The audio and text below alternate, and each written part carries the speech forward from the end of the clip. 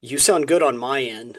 Okay. Okay. Your Cool. background is blurry, and I wonder what you're hiding back there. But You know what? I'm not going to tell you what I'm hiding back here.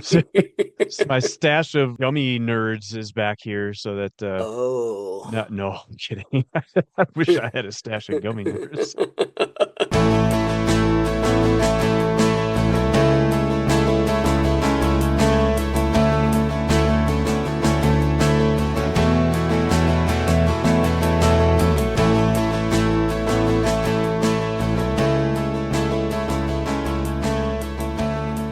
Welcome to the Greens and Blues 14er podcast. This episode, Zach is running on butter and caffeine. I go full on Steve Martin, and we offer up 3 early season hikes to start off your summer hiking season.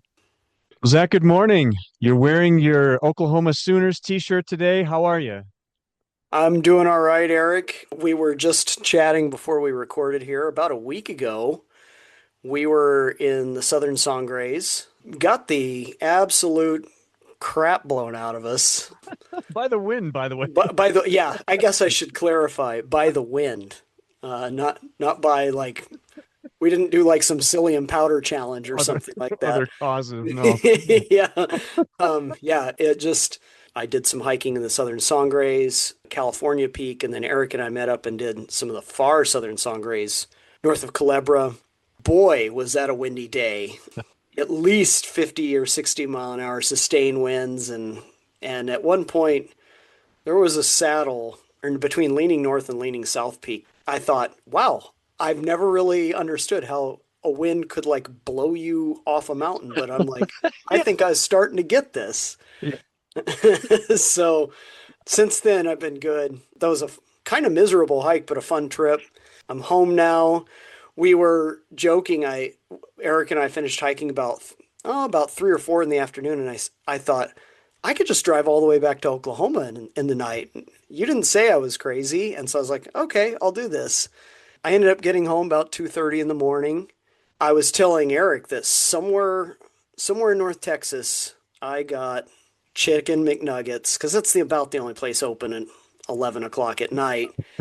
Chicken McNuggets and a Dr. Pepper, and man, that is like rocket fuel. That just kept me going. Once that kicked in, that last hour was dynamite. So glad I got to do that. Glad I'm here. How are you today, Eric? I'm good. Yeah, I think the only reason I didn't call you crazy is because I thought you've done that trip before, like 9 hours at the end of the day, getting home in the middle of the night. You are able to pull that off in your mid to late 40s. That's impressive. So I don't know how you did that, other than the aforementioned fuel that helped you get the final stretch home. Running on podcasts and McDonald's. That's what we're doing here. I kind of tend to like I know for most people like hiking is tiring and it is usually for me the next day, but like I'm kind of like juiced after I hike Yeah. like that, and Oh so yeah. the alternative is worse. It's I find some place to camp in like North Texas or Eastern New Mexico or something like that, and like no, we're not. I've done that before, and that, my friend, is not pleasant. So knowing what awaits me at home, a warm bed and waking up in my own home, I'd rather do that. So It's always a um, good alternative. yeah. Well, Eric, what are we talking about today, my friend? What are we talking about? Well, this episode's going to come out in kind of mid-June 2026. We're going to talk about early season hikes that we are recommending to kind of start our summer hiking adventures. Any normal year, this really would be the time of year that would be an early season hike. In 2026, as dry and as warm as it's been, your early season hike might be in May, like Yeah, you and I had, Zach, or it might yeah. even be in April. Who knows? But in most years, these routes would be probably best to be done in kind of late June, early July to kind of get your summer condition hiking going. So that's what we're going to talk about. A few options that we feel are good starting points for the season. When we went into this, we were thinking, okay, early season hike, I think it's got to meet a few criteria. Hmm. First, you don't want to be bogged down in too much snow. You want to go somewhere where You're not having to trek across a ton of snow because then that becomes a whole other, especially late in the season. It's not really snow, it's slush. It's Yeah. you're Yep. post holing a lot. So, criteria one, not a lot of post holing. Criteria two is that if it's early season and you've been waiting to do some hiking, you're probably not as fit as you would be rest of the year. So, second criteria is a hike that's not totally going to kill you. Third criteria is that actually you're going to have to edit that out because I don't know what the third criteria is, Eric. I don't know why I gave you a I think list those of three. those two are perfect. And we might keep that in there. Yeah. That's fun, right? Yeah. Sometimes I'll do that with students. I'll be like, and there's four things to remember here, and then I'll list the first three, and then I'll be like, what's the fourth?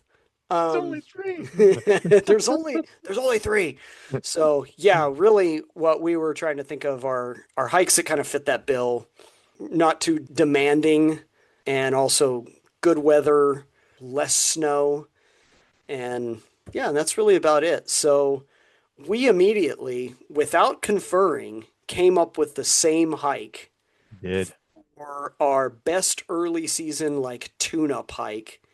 Eric, drum roll please, but what and actually you're going to do the reveal. What's the hike that we came up with?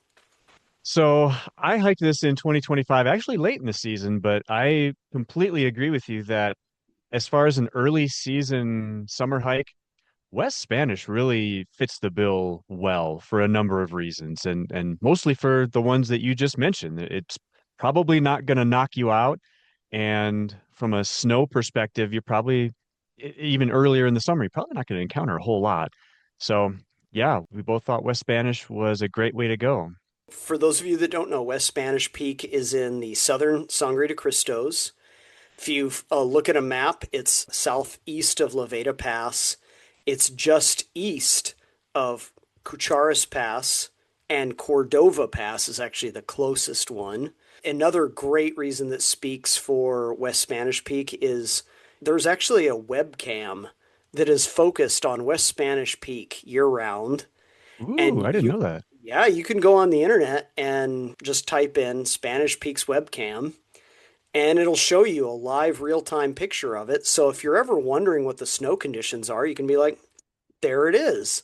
That's perfect. And you can see what the snow conditions are. And generally, the Spanish peaks are probably some of the most easternmost and southernmost peaks in Colorado. As a result, the Sangres are always a drier range than the rest of Colorado. And this part of the Sangres will certainly have less snow than the rest of the state, unless it's a weird year. But for the most part, the snow's going to melt from the south to the north. So Sangres will be climbable, particularly Spanish Peaks, probably a few weeks before anything else.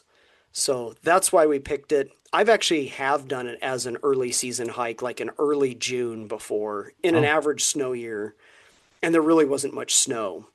okay. So so it's great for that. And the other reason that speaks for it, as we'll get into in a second, is how long it is. Mm. And it's not that hard of a peak, which is great as a warm up. So yeah, do you want to talk about getting there, Eric, and just kind of what all that demands? Yeah. So, and you summed it up perfectly, Zach. It's so far south that most people are going to take 25 south through Walsenburg, through La Veta and Cuchara, and eventually go east from Cucharas Pass to Cordova Pass. You have to pay a few bucks to park there. There is camping nearby too. Those look like pretty nice camping spots from what I could tell.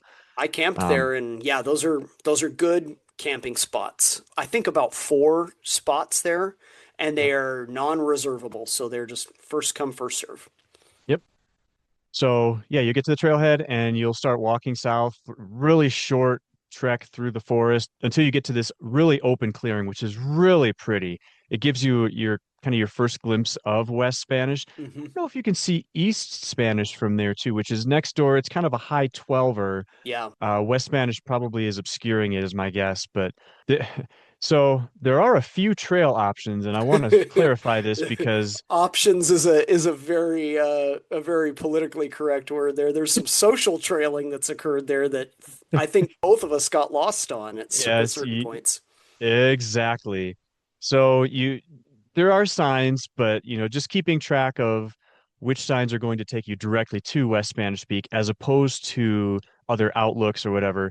So you hike through the large meadow, and as soon as you start kind of entering the forest, you come to a trail junction, and there's really two ways you can go. One way is to the left, and it starts to kind of go uphill rather quickly.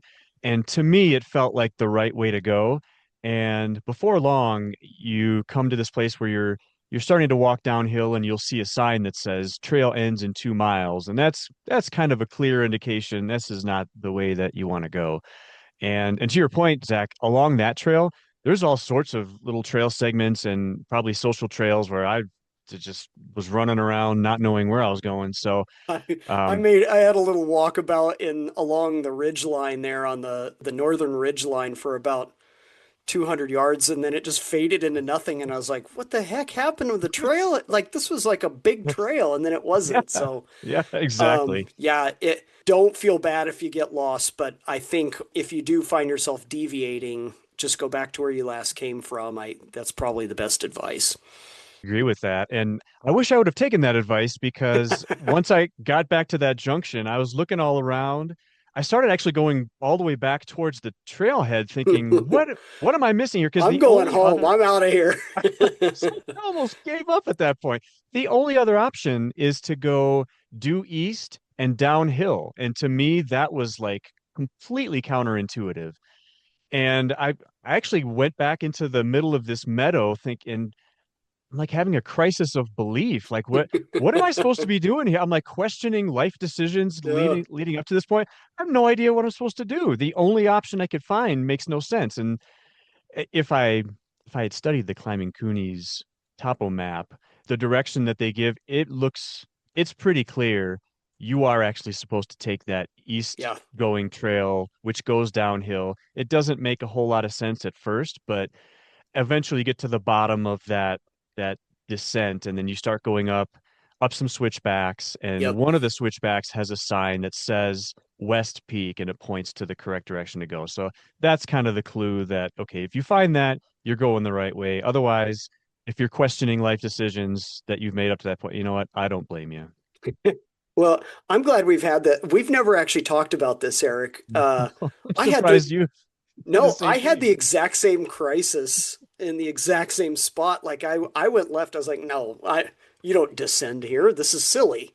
So I went up, and then I walked along the ridge line, and then eventually it faded out into the trees. And I was like, what is this? A spot where people just like to use the bathroom or something? What's going on here?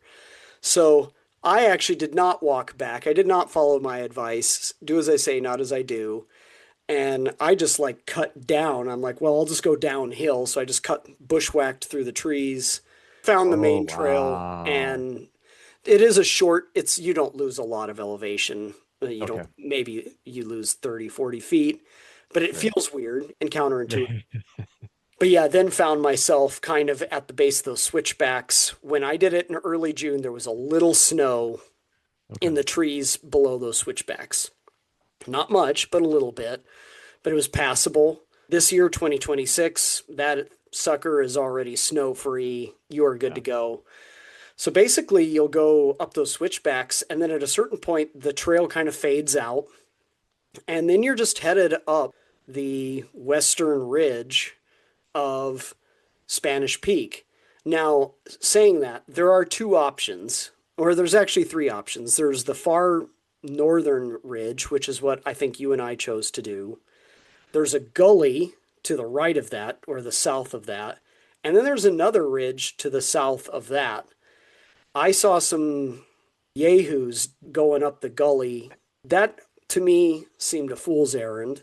Does not look pleasant. Does not look pleasant. I don't know why you would do that.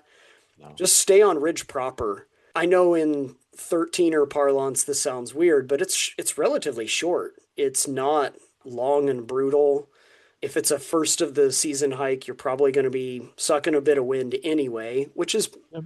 which is okay because it's you're not going to be doing it for very long. You start out pretty high. The switchbacks take you a little higher, and then you've got maybe 1,200 vertical feet, but it's really not that bad.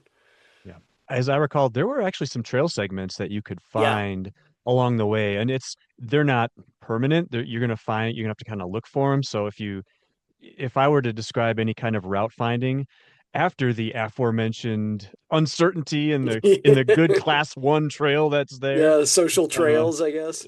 other than that, that's the only real route finding you'll have is if Yeah. you really want to make it easier on yourself to and find some trail segments. They're there if you want to look for them. Otherwise, just go up and Yeah. you'll eventually find yourself, as you described, Zach, there's, 1,000, 1,200 feet of gain, something to that effect. And eventually you'll find yourself on the summit. I was very strangely walking up that ridge through clouds and eventually Ooh. got to the point that on the summit, I was actually above the clouds. And so Oh, there were wow. actually a couple of strange points where I'm looking down and thinking, okay, these aren't like storm clouds, so I'm not going to get sucked in by anything, but I can't see where I'm going. So what should I be doing here? And I just kind of very, very slowly continued my way up. And eventually it cleared out enough to where on the summit, I mean, the views are amazing. You've got Yeah. these amazing rock walls or rock ribs below you that are just I've never seen anything like it in Hmm. Colorado or anywhere. They're really impressive. And yeah, I think everything combined made it for a really cool view, a really fun day. And as far as early season hikes, it was perfect. So I'm not sure what was your experience in terms of getting all the way to the summit, Zach? Before I say that, what you were saying, Eric, really reminds me. There's this German painter, Caspar David Friedrich, and he has a painting called Wanderer Above the Sea of Clouds. Mm. And if anyone's listening to this and can Google it and you're not driving and you don't want to risk running into somebody, it's an amazing painting. It's from 1818. Kind of captures that feeling of being above clouds. But when I hiked it, it was a perfect bluebird day. There was not a cloud in the sky. Some peaks you feel great when you get to the top because you accomplished so much. I felt wonderful when I got to the top of West Spanish because I had accomplished so little. I just felt really good. I had not exerted too much effort to get up there. It's such a great perch. You can see the entire chain of the Sangres on a clear day, Yeah. all the way from New Mexico into, central Colorado. Like you can see up for a ways and you can see down for a ways too. Really enjoyed the view from there. You can also look out on the plains. You're kind of at Mm. the Yeah. easternmost vantage point of the Sangres, and you've got the Staked Plains and the Great Plains kind of laid out before you, going from there all the way to Missouri, essentially. So it's a pretty commanding view. It's a neat spot. I'm with you. The geologic features around the Spanish Peaks are really cool. Yeah. I think it's a sensational spot.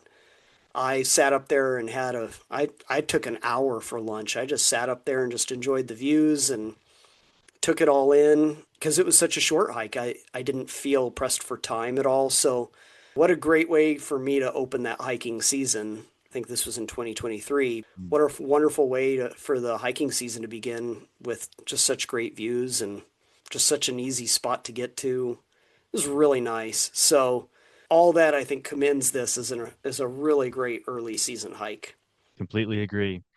And I would say there is a description on 14ers.com that mentions this as about an 8 mile round trip with about 2,400 feet of gain. Those numbers may sound a little bit on the big side for an early season hike, but I'm with you. I think it doesn't feel undoable as you're doing it. That made no sense. Undoable as you're doing it. The I- first, I mean, like the first mile and a half, 2 miles is flat is essentially. yeah, flat or even downhill. Yeah. So, It's really you um, only make some progress in the last couple miles of this thing, and even seriously, those aren't super hard. So no, agreed. And unless you're the bag of nonsense known as Eric Fredrickson, there's really not much route finding either that has to. So there's a lot of reasons to consider this one for an early season hike. There's a lot that speaks for it. now we've neglected a couple things here in terms of drivability. What can we Mm. say about this? How easy slash hard is it to get to this trailhead? I recall it being a gravel road, but nothing that a Subi or even I don't even know if a two-wheel drive car would struggle that Oh much. yeah, like a Toyota Tercel could probably make it to the the trailhead. Your Geo Metro will probably get Yeah, there okay as long as you don't go too fast around those curves. yeah, right. Well, maybe that'd be fun. Yeah, campable, drivable, all that commends it too. Its access is not an issue. You're not going to tear your car up getting up there. Do you have any restaurant recommendations, Eric, for anywhere in this area? I do, and you're laughing and smiling because you know that I do. I think I texted you from a little spot in Levada called Legends on Main, which, as I recall, a lot of different kinds of options. I think there was some American food, Mhm. there was some Mexican food. I had a burrito and an A&W root beer, and it was delightful overall. It was a great way to kind of re-energize before when you drive back to Oklahoma, Zach, you've got like a 9 hour drive. Mine is like a 2 hour drive. So I don't quite need the same level of caloric intake that you might, but Sugar and Legends on fat. Main, oh no, Legends on Main was perfect. So I would highly recommend if you've got a few minutes and if they're open, they seem to have kind of maybe strange hours, but they were a great place to go for a little after hike lunch. Not open on Tuesdays and Wednesdays, as I recall. Is that what it So was? maybe Okay. check the times and hours. Yeah, I have a recommendation. A new place I went to recently in Trinidad. Um, Ooh. yeah, I went to a place called The Well, and they have some Mediterranean food and some American food. Mm. Trinidad's always been kind of hit or miss. There's a Chinese buffet there that's pretty good. There's a barbecue joint there that's not open all the time, but it's pretty good when you go there. But yeah, the well was actually not too bad. I got a pita sandwich with some gyro meat and whatnot, and it was quite tasty. Yeah, So that sounds good. if you are of the drinking persuasion, they just basically have open taps, and I've never seen this before. You just kind of wave your credit card in front of it, and then you get a glass and you just pour yourself a pint. Like a Um, self-serve. it's Interesting. self-serve beer. So Huh. I didn't know that was legal, but You are apparently it your own is. bartender. You are your Huh. own bartender, my friend. So, yeah, the well was not all that bad, and maybe a nice little spot to go to if you're headed south or east. Go on your hike and then go grab a beer or four at the well. All right. Well, Zach, that's our review of West Spanish Peak. So that's number one. Number two on our list, you've got a spot in New Mexico, yeah? Yeah, well, I feel like I've got to represent my home state here. I mean, really, if you're thinking about spots that are great hikes or climbs that aren't going to have a ton of snow, the further south you go, the better. Good And call. the place south of Colorado is New Mexico. So The last uh, I checked. New Mexico's got five named and ranked 13ers. There's Wheeler Peak, and then the one next to it's called Big Mike. There's Big actually Mike. a Wow. Simpson Peak that's next to Wheeler Peak as well. There's the Wheeler Group, and then there are to the far south end. I think the southernmost 13ers in the continental United States are the Truchas Peaks, and those are basically in between Santa Fe and Taos, if kind of Yeah. directionally is where you want to be thinking of here. And I think if someone wants to do an early season backpacking trip, I would highly commend North Truchas Peak. So this is a 13er. It's not much above 13,000 feet, but this is a 13er in between Santa Fe and Taos. From trailhead to summit is about 23 to 25 miles. So we're not talking, I mean, look, if you can bang that out in a day, God bless you. Maybe end of season I could do that, but as an early season hike, that's a negative. Um, so I am recommending this as an early season backpacking trip through a Mm. really lovely valley with lots of wildflowers. And I think you should do it as an early season hike for a couple reasons. So the trailhead you want to go to is the Santa Barbara Trailhead. For those of you that go pick up a map of the Truchas Peaks, you will notice that there are trailheads that will access the peaks from the west. That is not recommended. If you go to the Forest Service website in New Mexico, there's a lot of vandalism at those trailheads that I come think you've out talked of, about this before. yeah, they come out of Espanola and that area, or the town of Truchas, kind of the high road between Santa Fe and Taos. Those trailheads have been notorious for vandalism, for theft, people just messing around with your car. Mm. That is not recommended. The trailheads that are recommended are either from the south, so that would be Iron Gate or Jacks Creek trailheads in the Pecos, or from the north, which would be Santa Barbara. So I can give advice for both, but since we're just talking about North Truchas today, I think you should come from the north and Santa Barbara trailhead. So this is off the high road to Taos as well. So you've got some options here. You'll hike in. It's basically an in and out. It's not a, you can make it a loop, but it's not really intended as a loop. If you go about 4 or 5 miles along the trail, you run into a bunch of cool little meadows. Those are all viable places to camp. If you decide to go beyond the meadows and go up some switchbacks, know that you are committed for at least another 2.5 to 3 miles. In the switchback portion of the trail, there's really no camping at all. I know this because I was looking for a campsite. And I was like, I want to be done with the backpack. And I'm like, nope. The trail's like, no, you're not done. And then you got to Um, go uphill too, I'm assuming, oh, if oh, there's switchbacks there. yeah, you're going uphill.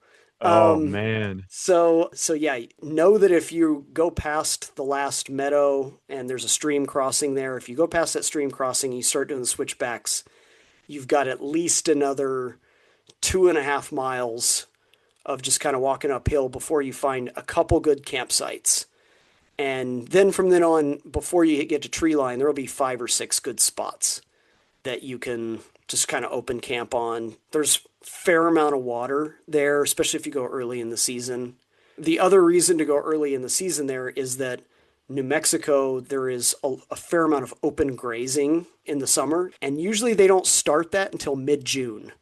And so you want to get up there before the cows get up there.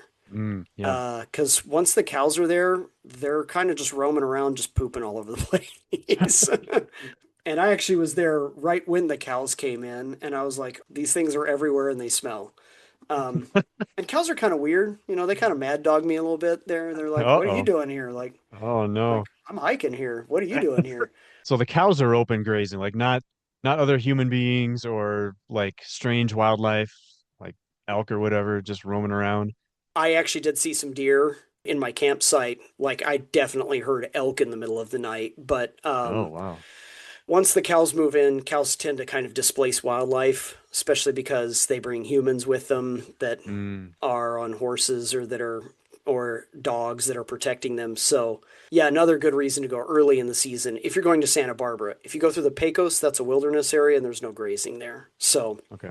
yeah, from there though, there's basically a trail all the way up to the saddle below North Truchas. So, Mm, if you camp out and then get up the next morning, you can hike up to the saddle, and then North Truchas, kind of like West Spanish Peak, really quick little jaunt up this saddle. It's really not bad, not much of a struggle at all, and it's fantastic. Pretty easy hike at that point. Really, the hard part's the backpack in and making that oh, choice of, do I go beyond this meadow or do I camp somewhere in the shadow of the peak, as it were? yeah. So it sounds like for early season hike, the ideal way to pursue it is to backpack as little as possible, which sounds like it's about 4 or 5 miles in, and Yeah, then kind of hike the trail the rest of the way, basically to the saddle, and then just kind of hop, skip, and a jump up to the summit. yeah, and that brings me to ideally how I would do this, which is going to allow me to integrate a bunch of our things here, Eric. So if I'm doing this hike and I'm coming from, most people listening to this probably coming from Colorado or somewhere like that, what I would do is make sure I'm somewhere around Taos about lunchtime.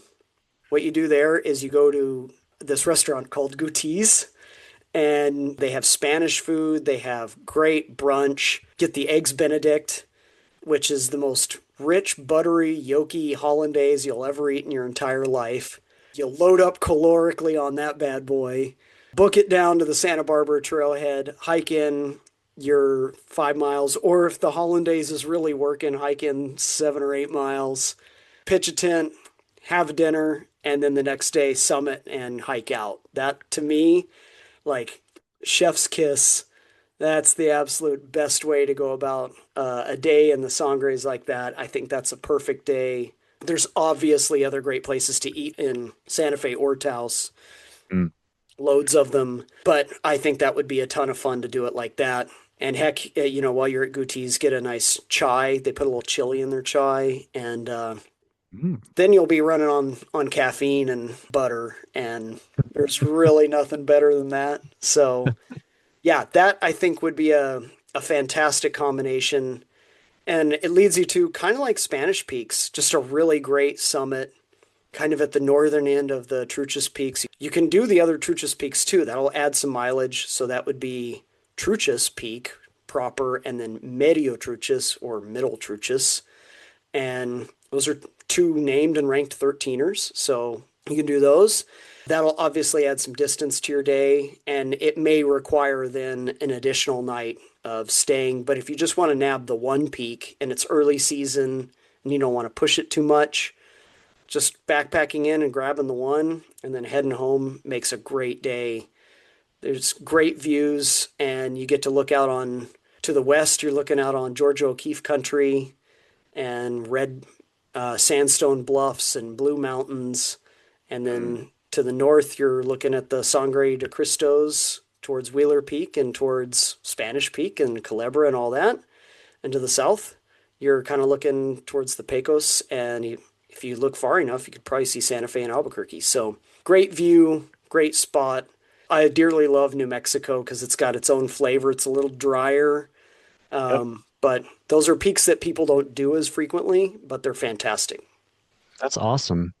So you described kind of the distances for North Truchas. If someone were to add Truchas proper and Medio Truchas, any thoughts on difficulty of adding those on? Are those like just kind of class two ridge walks along there, and then you kind of go back the way you came, or how would you add on those two if you're going to look at North Truchas?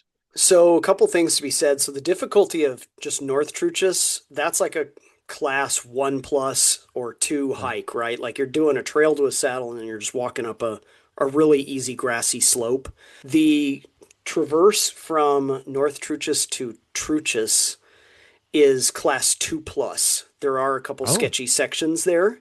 Some people even will say it's class 3. I don't think it's 3, but it's something to consider if it's early season and there's still some snow on there. That would yeah. increase the level of difficulty, which is why I'm maybe not recommending it here. But if you look out and you feel comfortable, that's the crux of it. It's about 2+/3 for that traverse. And then from Truchas to Medio Truchas isn't as hard. It's class 2. If you were to do that leg of it, you would add about 6 miles. So Okay. you're taking it from a about 23, 24 mile round trip to about a 30 mile round trip at that point, which may for some people be 2 days because going up Truchas or North Truchas and then looping those in and then getting back to camp may put you back a little later. Yeah. So that may add an extra evening. That to me is a wonderful 3 day backpacking trip. That'd be great fun. Heck, if you're doing that, then go get some of the 12ers around the area too while you're at it. There's some really cool 12ers around there. But that would allow you, if you threw those in, to hike below the Truchas Peaks on the east side. And there's some cool trails along there. Most of these trails are pretty well marked, so you're not going to worry about getting lost. Civilian Conservation Corps built some really good trails in New Mexico in the 30s, 40s, and 50s. So those are good trails. Obviously, on the ridge lines, it's just kind of choose your own adventure. But yeah, I think that's definitely an option. Okay. Maybe not as desirable early season, but you know, everybody's got different fitness levels. If they feel up to it, I think that's probably a good way to go. That sounds awesome. I just got one other question. So, in Yeah. terms of likelihood of running into snow, we're talking about early season hikes. I guess, what would be the safe window to pursue North Truchas and feel fairly confident that there won't be any snow that you run into? So there's another way to monitor this. There's a ski area kind of north of there called Red River, and Red River Hmm. has webcams. And You just so know all about all the the webcams and the drones. Uh, You're just all up in it. I may or may not be a guy in Oklahoma that's trying to monitor conditions remotely here. So, yeah, I would look at the Red River webcams because that's a ski area, and that should be a pretty good proxy. So the only thing about North Truchas is you will be hiking in from the north, and the Mm, saddle you'll be going up is a north facing slope. So it will hold snow mm. longer Yeah. than Yep. other parts of that trail will. So when I did it in early June, I did run into snow and I did have to walk over a fair amount of snow there. Now, what's weird is the backpack in was like sunny meadows with flowers that were dry, but that north facing slope did hold a bit of snow. So I would use Red River as a proxy to kind of know what those conditions are and kind of tell you how much snow that mountain may be holding. It's entirely possible that you run into a little bit of snow there early season. Like right now in 2026, I would say it's impossible that you would run into any snow there. But in an average snow year, that's going to hold snow until maybe mid June. I would say June 15th or somewhere around there. New Mexico's obviously going to dry out quicker and melt off faster than the rest of the state will. But yeah, that's a good question. Got it. So, Eric, do you have one you would like to add to our early season hikes? I do, and I think you've hiked this one too. So for North Truchas, there's sounds like there's quite a bit of mileage, and maybe not a lot of it is strenuous, but Hmm. there's just a lot of a long round trip. I'm going the exact opposite with my solo pick for an early season hike. I see on 14ers.com the round trip is about 3 miles, 3 whole miles, and less than 2,000 feet of gain. So I'm gonna go to old Mount Buckskin All for right. an early season hike. This was actually my first hike of 2025 in early July, so it fits pretty well. You actually get there using the Kite Lake trailhead, the same one that the DeCalibron can be accessed from most commonly. But instead of taking the typical route up Mount Democrat or Mount Ross, the way that most people would be doing in the summer if you go on a weekend, you'll want to take a trail towards Lake Emma, which is in that same area. And soon enough, you will curve off that trail. Actually, I should say ahead of that, there is a cost to park at the Kite Lake trailhead. Hmm. Depending on when, if you're listening to this in the year 2173, it might be like $30, but at this point, the fee is somewhere in the $8 to $10 range. Most cars can get to that trailhead fairly straightforwardly.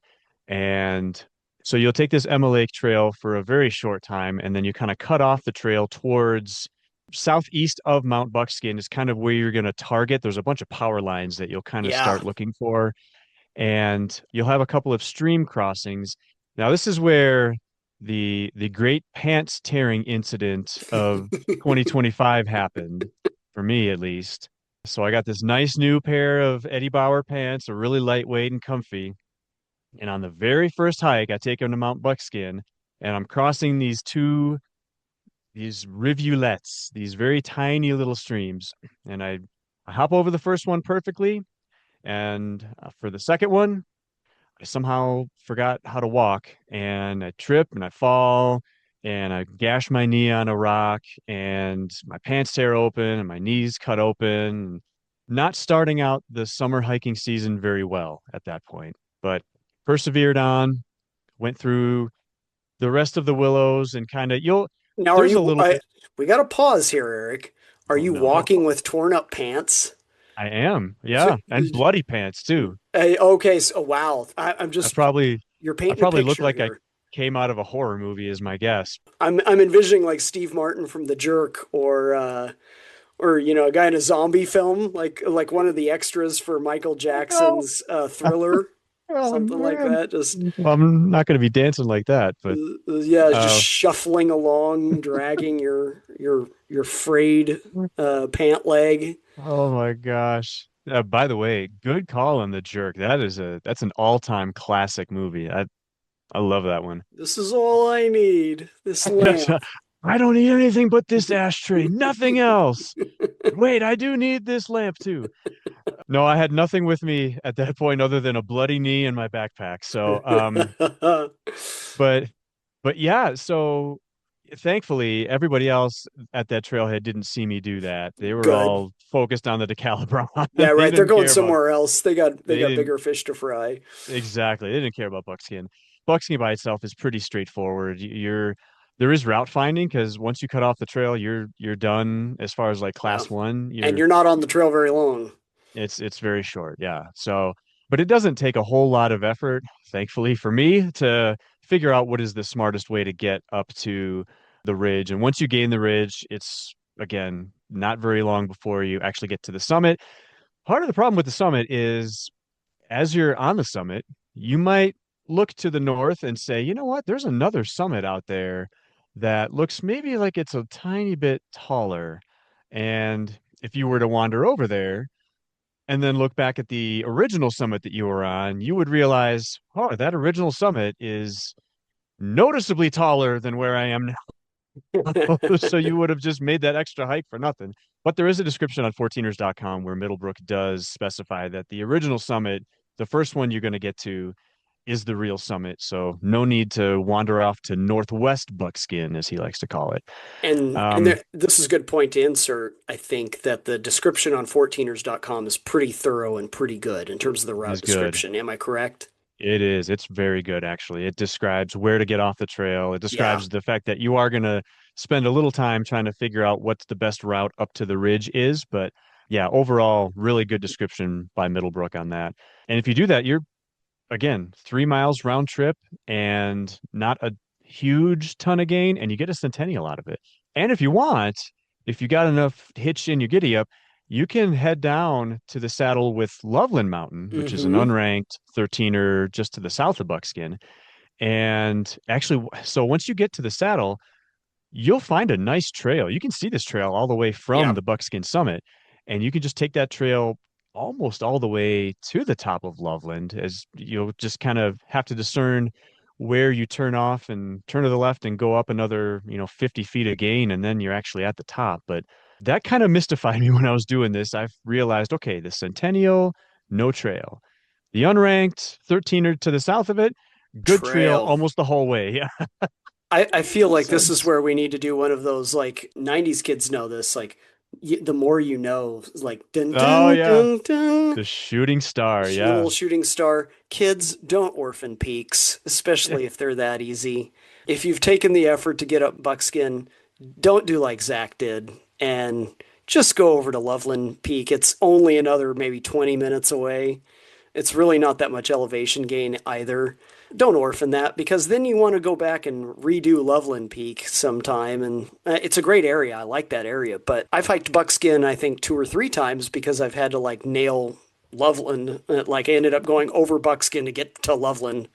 Yeah, Or I yep. went up, I got to the saddle and I was like, well, I'll just go do Buckskin again. I might as well. I'm already here. Right. So Yeah, yeah. yeah, throw in a combo, do Loveland. And then your descent options are what, Eric, from there? Basically go back the way you came. And if you're anywhere near the saddle or buckskin summit, you'll probably be able to see your car because it's Yeah. it's a wide open space. It's really just to choose your own adventure, how much you want to bushwhack, which exact route you want to take down. If you're able to remember which power line post you went under, That's then right. that's perfect. But otherwise, you're probably not going to be in too much danger getting down, no matter how you go down, because it's pretty straightforward for the most part. So, Eric, I have 2 questions now for you. First question, you're including this as an early season hike. What commends this as an early season hike in your mind? The 3 mile round trip. The ease, the fact that yeah, it's a lung warm up. Exactly. It's a walk up. I would say, again, for a bag of donuts like me who struggles with route finding, there is a little bit of route finding, and this is a nice way to kind of figure out, okay, what is the best way to get up this? And there's really only a few real options. One is going to be super dangerous, and you obviously are not going to take it. And most of the other ones are going to be kind of gradual ascents towards the ridge. There's maybe a little bit of work you can take to figure out the easiest way, but the short round trip, the fact that you get a centennial out of it, I mean, I was Yeah. impressed at the fact that again, you're starting at Kite Lake, so you're starting fairly high. And if you really somehow, some way get into any trouble, there's probably going to be a lot of people there during the summer because they're doing the Decalibron. So I think the ease and the fact that you can get a Centennial plus maybe an unranked 13er on the way, I think there's a lot to commend Buckskin and especially for an early season hike. So, same question you asked me. What's the snow situation like in a, say, in an average year? That's a good question. So I would imagine I hiked it in early July and there was basically no snow to be found really the entire way. And again, 2025 average snow year. Most of the route that you're going to be taking is south facing, so that's probably part of why there's not going to be a lot of snow. There's just a lot of sun hitting that area. So if you were to add on Loveland Mountain, part of that's going to be a north facing route, but to your point earlier, there's not a whole lot of gain. So the sun is going to have a lot of access to that entire route. Yeah. So I don't think you're going to run into a whole lot of snow on even on an average year, let alone in a 2026 kind of year where we've had like half an inch of snow the whole winter. So yeah, I think that also helps commend it for an early season hike because you're probably not going to run into a whole lot of snow if you time it kind of mid to late June or later. I've done that hike. I really like the shortness of it. For a guy like me that sometimes looks for that I'm doing multi-day trips and I need Mm. a tune-up hike on the first day where I'm not killing myself, but I'm kind of getting acclimated, that's always a great one. The Mosquito Peaks are just fantastic for those in general. Like, those are good day one hikes for a guy like me. So I really like that hike. We've picked three hikes that are easily accessible, that are short, or, well, I didn't pick one that was short, but they're on the easier side in terms of difficulty, Yeah. where snow is not going to create a ridiculous impediment. Is there anywhere that in the Alma Breckenridge area that you would want to dine? Or should we cut this part out of the podcast here? I mean, we most of the places I can think of in Breckenridge or in say Fairplay Hmm. are all going to be places that you and I have talked about at Yeah. least to some extent in the past. We've talked about the Crepe Cart in Breckenridge. We've talked about Whiskey Star Barbecue in Breckenridge is good. In Fairplay, there's Casa Sanchez, which does good Mexican food, and saved my tail once after a Pennsylvania mountain debacle in the winter.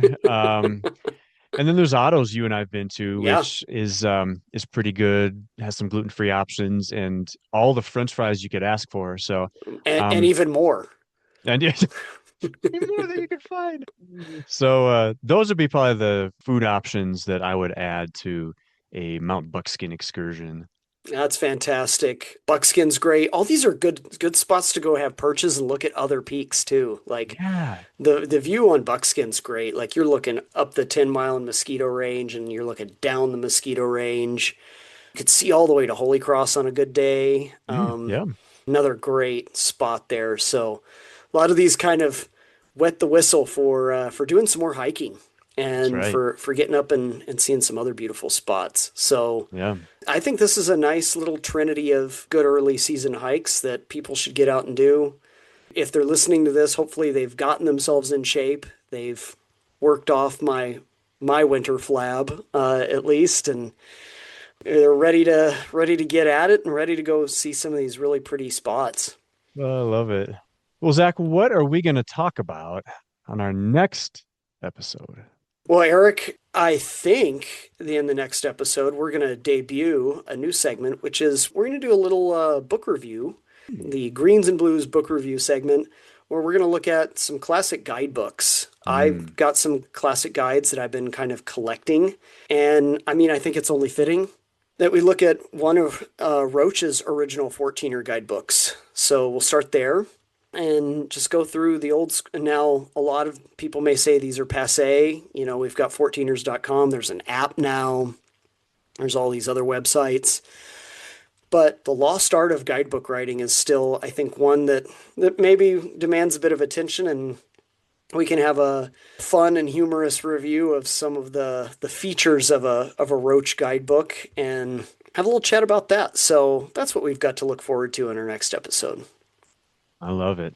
And I know we're going to include his 14er guidebook as kind of the OG will we include his and Jennifer's 13er guidebook as well, or are we going to focus on the 14er one to start? I think at some point we should do the 13er guidebook, but I think we should just stick to Jerry's 14er guidebook just as a standalone. The 13er guidebook is kind of hard to find, actually. It's been in and out of print at various points. For me, it is required reading. I love that book. It's a But great one. so, Eric, if people want to get in touch with us in the meantime, send us a voicemail, send us an email, send us a Facebook DM. How can they do so? Send us all of the above and more from our website, which is greensandbluespodcast.podbean.com. As Zach mentioned, you can leave us a voicemail from your computer that way. You can get to our YouTube channel. You can get to our Facebook page. You can find the various ways that you can even listen to this podcast. If you're tired of Spotify or you're tired of iTunes or whatever, and you want to find some other provider, links to all of our sources are there. Or you can just do the old-fashioned email thing, which is greensandbluespodcast@gmail.com. Or you can send Zach a bunch of French fries to Norman, Oklahoma. You can UPS ground them to him so that they get all stale and moldy by the time they get to him. You know, we used to do that in high school, or in middle school, like right before Christmas break. We'd break into kids' lockers and put like a sandwich in there and then Oh man, yeah. relock it so when they came back in 3 weeks, there's a moldy sandwich in their locker. I mean, if someone was to do that, but also maybe attach like a, hey, just pranking you. And if they want to take the time to like send me an envelope full of fries in Norman, Oklahoma, I'll take it. They're McDonald's fries. They probably won't go moldy. They'll probably That's yeah, probably this day. microwave those bad boys and they're good to go. So I'd appreciate that. We appreciate you guys and your interactions with us, the people that listen to us. Thanks so much for listening. Because it's already the beginning of summer when you guys will be listening to this, we wish you guys a happy, safe hiking season and see you again in a few weeks.